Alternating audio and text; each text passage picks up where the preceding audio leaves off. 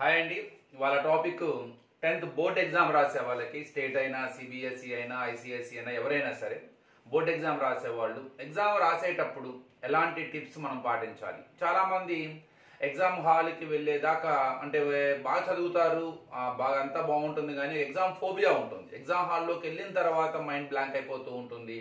So ఆ exam tension ఎక్కువగా తీసుకోవడం మూలంగా సరిగా up to the mark exam రాయలేకపోతుంటారు. అంటే వాళ్ళు బాగా చదివినా కూడా, వాళ్ళు వెల్ ప్రిపేర్డ్ అయినా ఆ కాన్ఫిడెన్స్ లెవెల్స్ ఏవైతే ఎగ్జామ్ హాల్ ముందు దాకా ఉన్న కాన్ఫిడెన్స్ లెవెల్స్ అనేవి హాల్లోకి వెళ్ళిన తర్వాత ఆ అట్మాస్ఫియర్ వల్ల కావచ్చు, ఆ స్ట్రెస్ వల్ల, సో అక్కడ వాతావరణము, సో ఒక ఫోబియా ఉంటుందన్నమాట. దానివల్ల అనవసరంగా ఆ ఎగ్జామ్ని వాళ్ళు అప్ టు ద మార్క్ రాయడమే కాకుండా చేతులారా వచ్చిన వాటిని కూడా, వచ్చిన మా క్వశ్చన్స్ కూడా, లేకపోతే ఎంత బాగా చదువుకున్న ప్రశ్నలు కూడా వాళ్ళు సరిగా రాయకపోవడం అనేది మనం చూస్తూ ఉంటాం. ఎక్కువగా స్టూడెంట్స్లో ఈ ఫియర్ ఉంటుంది. కాబట్టి ఎగ్జామ్ హాల్లో ఎలాంటి టిప్స్ పాటించాలి అది వాళ్ళ వీడియో. అలానే తెలియని ప్రశ్నకి ఎలా సమాధానం రాయాలి. తెలియని ప్రశ్నకి ఎలా సమాధానం రాస్తాం, తెలియదు కదా, తెలిస్తే రాస్తాం. తెలియకపోయినా కూడా ఎలా అటెంప్ట్ చేయాలి, దానికి కూడా ఎట్లాంటి మనం దానిలో కూడా ఎలా మార్క్స్ తెచ్చుకోవచ్చు అనే దాని మీద ఇవాళ వీడియో అనమాట. సో ముందు ఎగ్జామ్ ఫోబియా. ఈ ఎగ్జామ్ ఫోబియాని పోగొట్టుకోవడానికి మనకి స్కూల్లో చాలా ఎక్కువ ఎగ్జామ్స్ కండక్ట్ చేస్తూ ఉంటారు.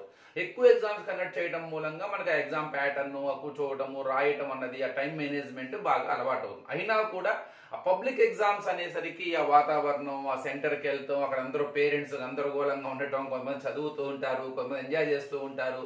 హాల్లోకి వెళ్ళిన తర్వాత ఆ క్లాస్ మనది కాదు, వేరే స్కూలు, అక్కడ ఇన్విజిలేటర్ మన ఇది కాదు, చుట్టూ ఉన్న వ్యక్తులు మన వాళ్ళు కాదు. సో ఒక అట్మాస్ఫియర్ని చూసి మనకి తెలియకుండానే ఒక స్ట్రెస్కి ఫీల్ అవుతుంటాం. ఆ ప్రెజర్కి బాగా హ్యాండిల్ చేయలేక మనం ఆ పేపర్లో కొంత హడావుడి పడుతూ ఉంటాం అన్నమాట. ఇది చాలా సింపుల్ అండి. ఇది ఒక బోర్డ్ ఎగ్జామ్ అనే తప్ప, అదేదో వేరే స్కూల్కి వెళ్తున్నామనే తప్ప, అక్కడ ఉన్న వాళ్ళు మన వల్ల కాకపోయినా మీరు రోజు రెగ్యులర్గా స్కూల్లో రాసే ఒక స్లిప్ టెస్ట్ ఎగ్జామ్ లాంటిదో, ఒక FA1 ఎగ్జామ్ లాంటిదో, ఒక SA1 ఎగ్జామ్ లాంటిదే అంతే.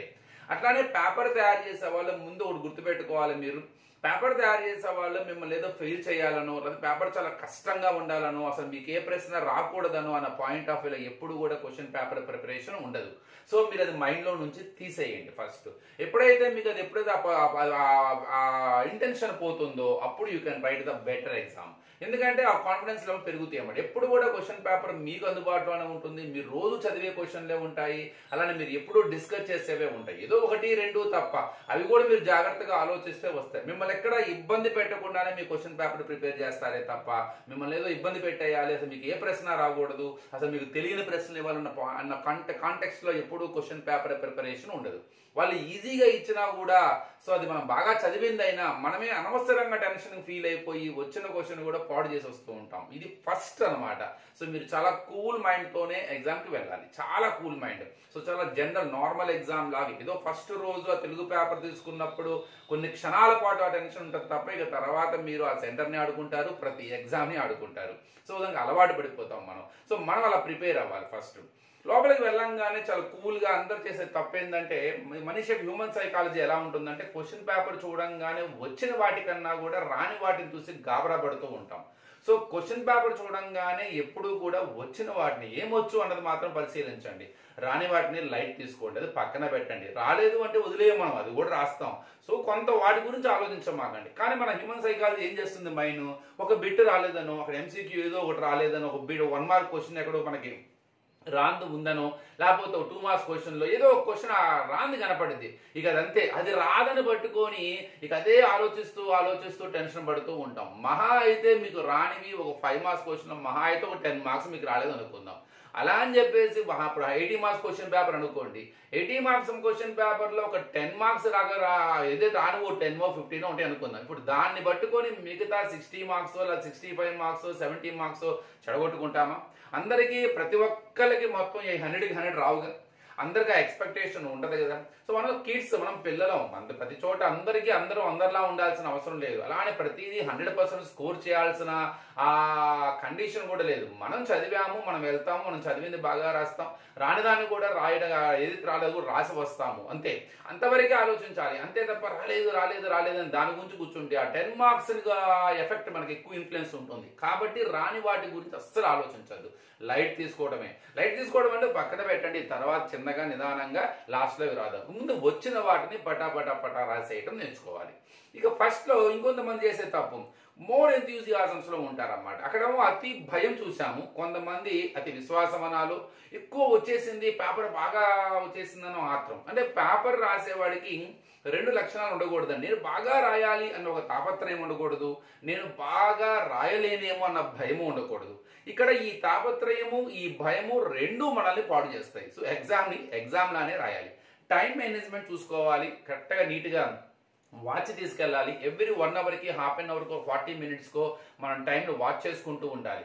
సో ఫస్ట్ 1 అవర్లో మనం అమరశిల్పి జక్కన్ లాగా చాలా నిదానంగా ప్రజెంటేషన్స్, బాక్సులు, దేర్ఫోర్ సింబల్స్, లేకపోతే సెన్స్ బ్రాకెట్లు, అండర్లైన్లు, అసలు విపరీతమైన హ్యాండ్ రైటింగ్ చేస్తాం. దాని ఒక ఎంథ్యూజియాస్టిక్గా ఉంటాం, మనం బాగా రాయాలి, అందంగా రాయాలి అని చెప్పేసి.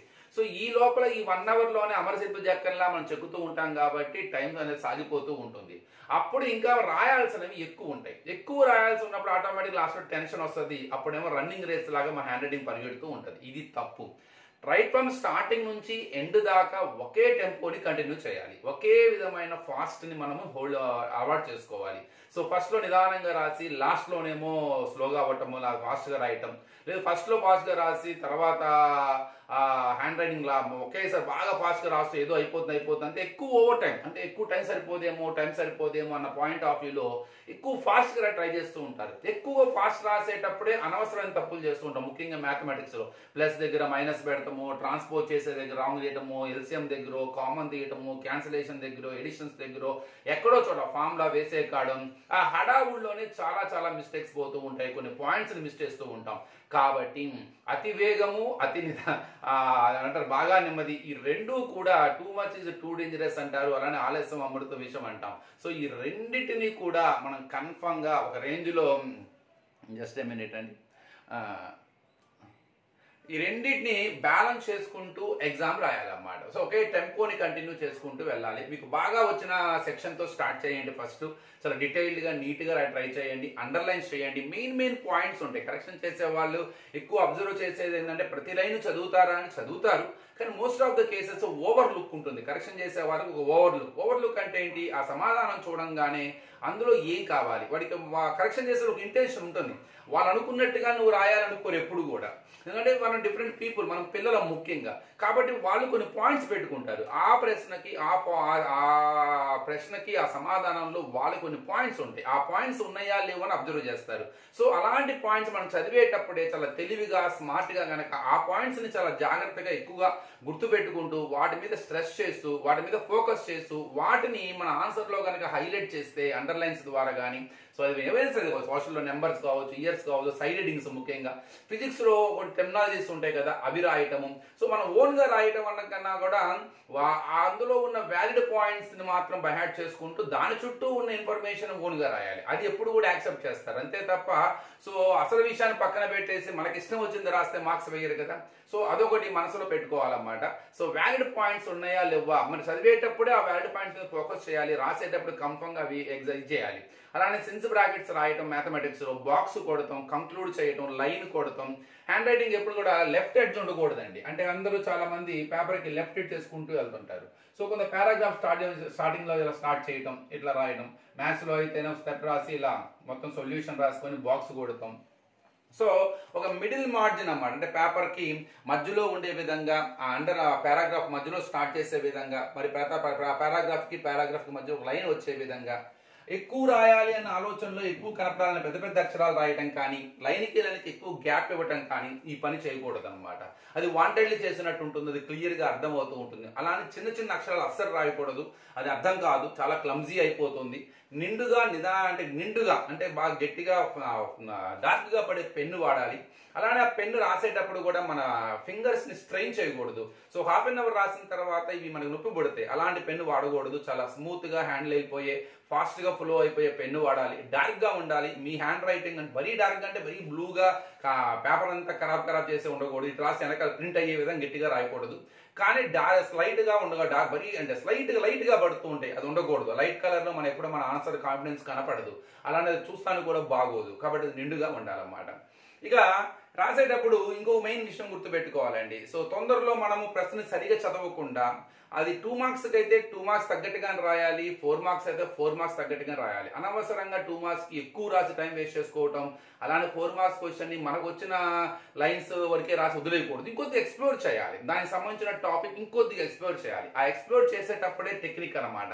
సో ఎలా రాయాలి ఎక్స్ప్లోరింగ్ అనేది, ఆ పాయింట్ మీరు కరెక్ట్గా చదువుకుంటే దాని చుట్టూ మీకు తెలిసిన ఫోకస్ పాయింట్స్ ని మధ్య మధ్యలో యాడ్ చేసుకుంటూ దాని చుట్టూ మీరు ఎంతవరకు దాన్ని ఎల్లాట్ చేయగలుగుతారో అన్నది కూడా మనం క్లియర్ గా చూసుకోవాలన్నమాట. Last half an hour before time ఉండే విధంగా అన్ని మళ్ళీ రీచెక్ చేసుకోవాలి, అన్ని రాసామా లేదా అని చెప్పేసి. ఇక ఇప్పుడు మనం ఏదైతే రాని క్వశ్చన్కి ఎలా చదవాలి, ఇది చాలా ఇంపార్టెంట్. మన క్వశ్చన్ రాదు మనం వదిలేయకూడదు కదా, ఏదో అటెంప్ట్ చేసి రావాలి కదా. సో మాక్సిమం అన్ని రాయగలిగేసాం, మనకు వచ్చినవన్నీ రాసేసాము చాలా పర్ఫెక్ట్ గా, కాన్ఫిడెన్స్ లెవెల్స్ బాగా ఉన్నవి ముందు రాసాము. హ్యాండ్ రైటింగ్ అనేది మోస్ట్ ఇంపార్టెంట్ కి, మిమ్మల్ని ముత్యాలలాగా అక్షరాలు లాంటి నిండుగా గుండ్రంగా రాయమని కోరుకోరు. నిదానంగా నీట్గా అర్థమయ్యేటట్టు రాస్తే చాలా అన్నమాట. అది వాళ్ళకి చాలా నిదానంగా ఉంటుంది. ఖరాబ్ గాను డాక్టర్ రైటింగ్ లా కేర్లెస్ గా రాయకూడదు. అది ఎప్పుడు కూడా స్కూటనైజర్ ని పేపర్ కరెక్షన్ చేసే అతనికి ఇంప్రెస్ అవ్వడు, మన మీద ఒక నెగిటివ్ ఫీలింగ్ వస్తుంది. కాబట్టి నీ ఎఫర్ట్స్ కనపడాలి, అక్కడ నువ్వు నీట్ గా రాయడానికి ట్రై చేస్తావు అన్న ఎఫర్ట్స్ కనపడాలి. ఆ ఎఫర్ట్స్ ఏవైతే కనపడతాయో చాలు, ఆటోమేటిక్ గా నీ మీద ఒక పాజిటివ్ ఒపీనియన్ వస్తుంది, నీకు ఫ్రీ ఫ్లోయింగ్ మార్క్స్ వస్తాయి అన్నమాట.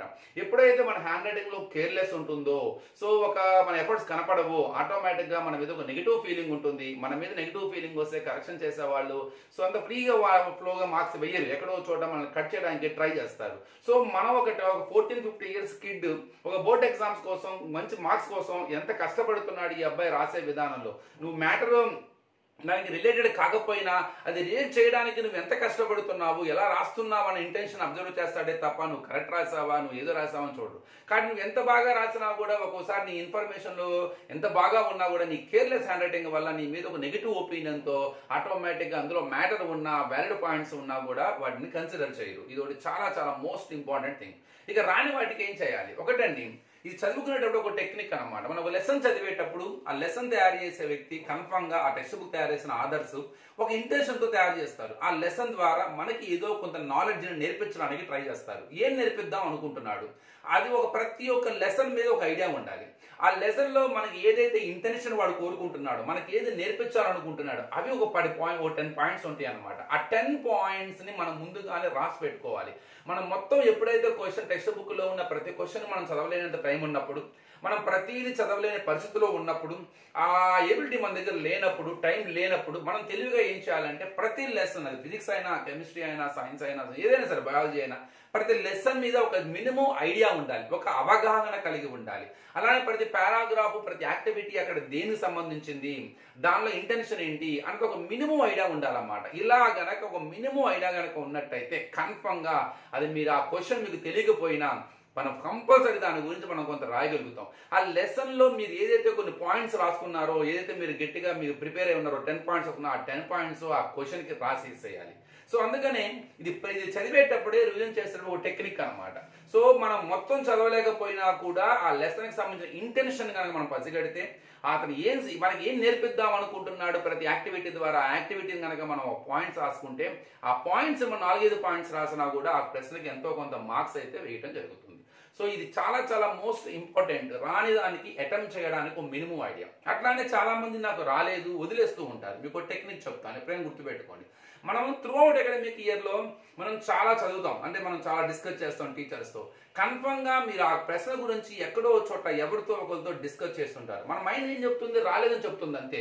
ఎప్పుడైతే మనకి చదవలేదని అని అనుకుంటామో వెంటనే మనకి ఆ థాట్ రాదు, మనం వదిలేస్తాం, సిద్ధపడతాం. కాదు, మీరు ఒక్క నిమిషం కనుక 5 to 10 minutes కనుక కళ్ళు మూసుకొని చాలా జాగ్రత్తగా కనుక మీ జర్నీని, మీ 10th క్లాస్ జర్నీని ఒకసారి రీక్యాప్ చేసుకోండి. కన్ఫర్మ్ గా ఆ లెసన్ చెప్పేటప్పుడు ఆ క్లాస్ ని, ఆ సిచ్యువేషన్ ని, మేడం ని, ఆ టీచర్ నో, సార్ నో, లేకపోతే మీ ఫ్రెండ్స్ ని రివిజన్ లోనో ఎక్కడో చోట మీకు స్కూల్లో పెట్టే ఎగ్జామ్స్ కావచ్చు, సైక్లిక్ టెస్టులు కావచ్చు, ప్రీ బోర్డ్స్ కావచ్చు, ఎక్కడో చోట కన్ఫర్మ్ గా మీరు ఆ ప్రశ్నకు సంబంధించి ఎక్కడో డిస్కస్ చేస్తుంటారు. మేబీ ఏ ఎగ్జామ్ లోనో మీరు ఆ క్వశ్చన్ ని పక్కన మీ ఫ్రెండ్స్ తో చూసి కూడా రాస్తుంటారు. ఇలాంటి సిచ్యువేషన్స్ ని ఒకసారి గుర్తెచ్చుకోండి. కన్ఫర్మ్ గా దానికి సంబంధించి ఒక మినిమం లీడ్ మీకు గుర్తొస్తుంది, పక్కా గుర్తొస్తుంది. ఆ కొద్దిగా లీడ్ చాలు అలుగుపోవడానికి. రాలేదు అని కూర్చుంటే అది అంతే పోతుంది. చదవలేదు కాబట్టి కాబట్టి నాకు రాదు కాబట్టి కాదు, మీరు ఆలోచించడం మొదలు పెట్టండి. కానీ మనిషి ఎప్పుడు కూడా మనం హ్యూమన్ సైకాలజీ ఏం చెప్తుందంటే అది మనకి రాదు అని తెలియంగానే ఆలోచించడం మానేస్తాం దాని గురించి. మీకు అది వచ్చే ఉంటుంది, మీరు ఎక్కడో చదివే ఉంటారు, మీరు ఏదో ఎగ్జామ్ రాసే ఉంటారు, ఎవరితో డిస్కస్ చేసే ఉంటారు. మీరు కనుక పక్కా కనుక చదువుకోవడం అది గుర్తు చేసుకోవడం మొదలు పెడితే ఒక 10 minutesలో కన్ఫర్మ్గా దానికి సంబంధించి ఒక చిన్న లీడ్ దొరుకుతుంది. ఆ లీడ్ చాలు ఆ ప్రశ్న రాయడానికి. సో ఇలా మన మీద మనకు కాన్ఫిడెన్స్ లెవెల్ ఉండాలండి. ఎంజాయ్ చేయాలి ఎడ్యుకేషన్ని. మనం నేర్చుకున్న దాన్ని పేపర్ మీద పుటప్ చేస్తున్నాం. ఆ 3 గంటలే మన ఎగ్జామ్, మన లైఫ్. సో జనరల్గా చాలా మంది చెప్తూ ఉంటారు కదా, సినిమాలో ఉంటుంది అన్నమాట, అల్లు అర్జున్ సినిమాలో చెప్తుంటాడు, క్లాస్లో ఆన్సర్ చెప్పేవాడు కాదు, ఎగ్జామ్లో క్లాస్లో ఫైనల్ ఎగ్జామ్స్లో రాసేవాడే టాపర్ అవుతాడు. సో సంవత్సరం మొత్తం చదువుకుందా ఒక ఎత్తు, ఆ 3 గంటల్లో నువ్వు రాసింది ఒక ఎత్తు. ఆ 3 hours ని ఎఫర్ట్స్ పెడితే నిన్ను ఆపేవాడే ఉండడు. So be confident. అలానే మీ కాన్ఫిడెన్స్లో మిమ్మల్ని మీరు నమ్మండి. కన్ఫర్మ్గా మీరు చదివే మీకు గుర్తు లేకపోయినా కూడా మీకు గుర్తుకు వస్తుంది ఆ ఎగ్జామ్ టైంలో. ఒక కూల్ మైండ్తో కాన్ఫిడెన్స్ లెవెల్తో ఎంజాయ్ చేస్తూ కనుక రాస్తే మాత్రం పక్కాగా మీ ఎగ్జామ్ మీ చేతిలోనే ఉంటుంది, మీ స్కోర్ మీ చేతిలోనే ఉంటుంది. తొందరపడి బయటికి రామాకండి, చిట్ట చివరి దాకా ఉండండి. లాస్ట్ వ్యక్తి మీరే అయి ఉండాలి. ఇక వెళ్ళండి, టైం అయిపోయింది అన్న దాకా మీరు బయటికి రావద్దు. టక్కనుగా అయిపోయింది కదా ఇక రాసేదిని రాజమాకండి. కాగల కార్యాలన్నీ ఆఖరి 5 నిమిషాలు జరుగుతూ ఉంటాయి. ఏదైనా మనకి హెల్ప్ఫుల్ అవుతూ ఉంటుంది కాబట్టి చిట్ట చివరి దాకా చెక్ చేసుకుంటూనే ఉండాలి. అంటే మన లాస్ట్లో ఈ పేపర్ ఇచ్చేటప్పుడు చెక్ చేసుకుంటున్నప్పుడు ఏమో సమ్వేర్ ఒక MCQ మీరు రాంగ్ రాస్తుండే అప్పుడు ఐడియా వచ్చి ఉంటుందేమో, టక్కనప్పుడు చేంజ్ చేసుకునే అవకాశం ఉంటుంది.